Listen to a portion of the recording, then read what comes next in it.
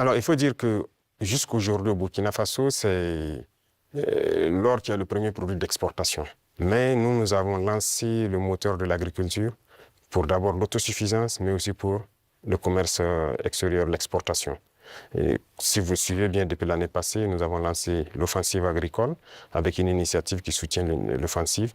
L'objectif, c'est de pouvoir accroître notre production agricole de façon significative, s'autosuffire, mais aussi il y a des produits de rente qu'il faille donc vendre à l'extérieur. Et tout ça doit pouvoir soutenir cette croissance et nous espérons être bien au-dessus de ces chiffres-là. Mais comment se déroulent ces réformes en fait?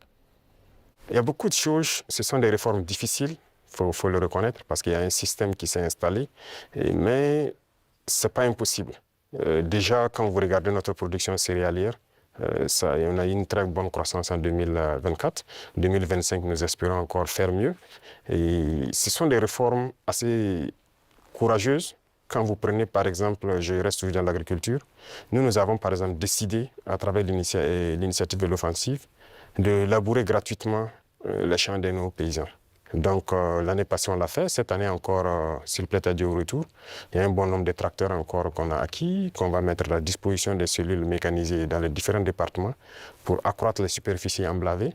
Nous maximisons beaucoup dans la gestion de l'eau, à travers donc, une structure qu'on a créée, l'ONBA, pour maîtriser l'eau et pouvoir produire au moins 2-3 fois dans l'année. Parce que si on dépend uniquement des pluies, ce serait difficile. Donc, il y a ce secteur, le secteur minier aussi, que nous allons continuer de booster pour que le pays lui-même exploite ses propres ressources. Donc, nous avons commencé à acquérir des mines. Il y a beaucoup de permis qui sont là, que nous sommes en train de développer. Nos ingénieurs ont pu développer les machines nécessaires pour qu'on puisse exploiter nous-mêmes nos ressources. Donc, si on met à profit ces deux secteurs, et compléter avec l'industrialisation, c'est-à-dire la transformation de nos produits sur place, qui va nous empêcher d'exporter brut, ça va beaucoup nous amener à entraîner en tout cas une très bonne croissance.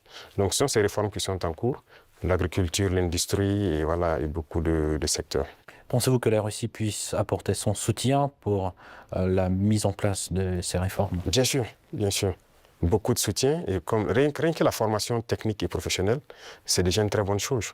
Si nous payons des industries, il faut bien des gens qui vont les entretenir et les faire marcher. Et la Russie nous aide dans ce volet. C'est pourquoi je dis que nous avons une très bonne coopération avec le ministère de l'Éducation. Ils vont nous permettre de former des techniciens, des ingénieurs qui doivent pouvoir entretenir tout ce que nous faisons, mais créer nous-mêmes nos propres unités industrielles. Donc ça, c'est très important pour nous. Et dans le commerce aussi, comme je l'ai dit tout de suite, avec la Russie, ça se passe très bien. Et il n'y a pas de raison qu'on ne puisse pas approfondir tout ça.